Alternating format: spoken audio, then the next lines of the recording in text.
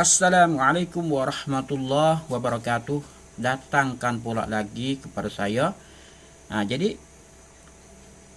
EP ni kita ada berita baru pula dah. Jadi berita baru pula dah, berita seperti biasalah. Jadi pihak Iran dengan Israel. Jadi katanya dari berita tu deh. Jadi katanya pihak Iran ni dia nak balaskan kepada Israel. Tu jadi ada video. Ada video ni jadi dia balas dengan panggil poket yang sangat kuat lah. Sangat kuat lah, kita tengok video ni. נבטים, נפילות בנבטים, אחי. נפילות קשות בנבטים, שומע? וואו, וואו, וואו, וואו. וואו! הכל נופל לנבטים, אני אומר לך, מתקפה אחת החזקות. אימא'לה, אימא'לה. Video ni pendek saja.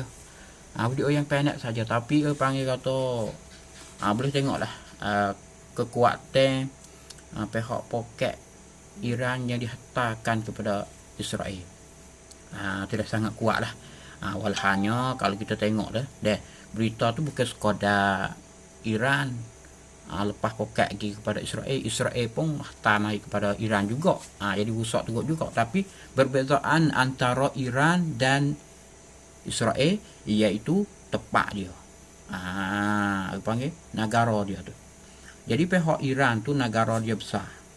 Jadi panggil walaupun Israel dia bersepakat sekali dengan Amerika, pun tak meratakan panggil.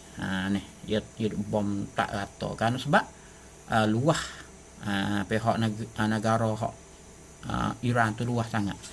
Jadi walaupun dia bom pun orang tak rata. Bandar pun dia banyak dalam negeri Iran sendiri tu. Adapun pihak Israel tu sepik sangat. Sepik sangat ya. Kalau kita kata Iran tu dia penting kan hantarkan poket dia atau melancurkan poket dia kepada Tel Aviv. Satu bandar contoh kita kata habis Tel Aviv tu. Sebab lalaning tu orang panggil Allah hak Iran sendiri tu jadi tak serupa ke awal-awal dulu dah. Jadi kat awal-awal dulu tu Allah dia jadi tak ada kuat sangat. Buat akhir nampak kuat sangat Allah dia. Dia lepas poket sekali bos apa kepada PHP kepada bandar Tel Aviv tu, dia pecah tu baik. Pecah tu baik tu lah. Jadi orang panggil Iron Dome dia hak Israel tu nak jaga poket hak Iran tak boleh. Nak jaga tak boleh dah. Boleh pecah tu baik banyak tu tak boleh nak jagalah. Kalau pecah di atas tu mungkin boleh dia jaga boleh. Tapi kalau mari pergi dekat dengan bandar dah baru pecah, dia tak ada dah. Orang panggil nak jatuh, orang panggil tu sikat tengok Iron Dome dia tu banyak. Tu. Tapi biasalah dah. Israel tu dia orang panggil dia do orang panggil apa? Dia beritakan kelebihan Iron Dome dia, kelebihan alat dia gitu gini. Setengah daripada ni dia nak jual. Dia orang panggil atau beritakan orang panggil menunjukkan apa orang panggil ceritakan kepada orang kata hebat gitu, lebih gitu gini. You boleh start harga dan jual dengan harga yang mahal. Seperti juga Amerika dia jualkan F-35. Kapal dia F-35 tu harga sangat-sangat mahal. Kalau kita tengok harga dia tu, kita tak ingat dah lah harga dia berapa tu, tapi harga dia sangat-sangat mahal sungguh lah. Dan kalau adulah kita bandinglah dengan kapal lain-lain hak negeri-negeri lain, contoh negeri hak kat sebelah Europe atau negeri kat sebelah kat sebelah Rusia sendiri, atau kita banding dengan hak Korea.